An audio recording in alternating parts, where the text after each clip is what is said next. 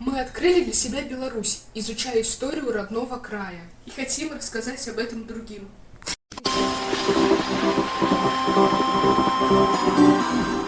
История поселка началась с открытия железнодорожной станции Михановичи в 1873 году, когда был введен в эксплуатацию участок Либово-Роменской железной дороги Минск-Бобруйск со станции Михановичи. Железнодорожная станция получила свое название от соседней деревни, в которой находилась водокачка, обеспечивающая станцию и паровозы водой. У гісторыі станцыі Міхановічы, Мінск-Пасажырскі, шмат агульнага. Гэта адны з першых чыгуначных станцый Лібава-Роменскай чыгункі, будаўніцтва якой прызначана было звязаць урадлівыя мясцовасці Украіны з марскімі партамі Прыбалтыкі. 14 студзеня 1873 года быў уведзены участак чыгункі Мінск-Вілейка са станцый Мінск-Пасажырскі. А 16 верасня 1873 года участак Мінск-Бобруйск са станцый Міхановічы.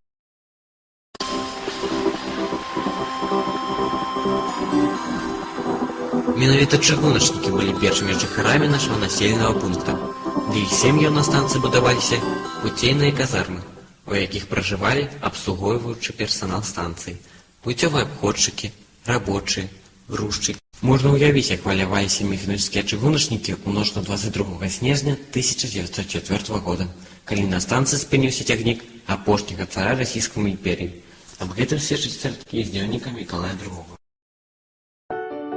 Уся гісторыя чыгункі неад'емна звязана з гісторыяй нашай краіны, з рэвалюцыйным рухам, войнамі, с обновлением и развитием экономики. В довоенное время станция Михановичи была небольшим населенным пунктом. В 20-е годы прошлого века сюда начала приезжать молодежь для работы на торфопредприятии Михановичи. Для них были построены бараки, столовая и магазин. В 1974 году недалеко от поселка строится первый компрессорный цех по обслуживанию магистрального газопровода. С этого момента населенный пункт становится известным как поселок газотранспортников, в котором живут и работают уже несколько поколений газовиков. Сегодня агрогородок Михановичи – один из наиболее густонаселенных пунктов Минского района с населением более чем 7 тысяч человек. Средний возраст жителей – около 40 лет. Уже 4 года подряд рождаемость превышает смертность, а молодежь не стремится уезжать в большие города. В Михановичах очень хорошо развита промышленная зона. Кроме того, здесь есть 5 учреждений культуры, 2 детских дошкольных учреждения и средняя школа на 800 мест.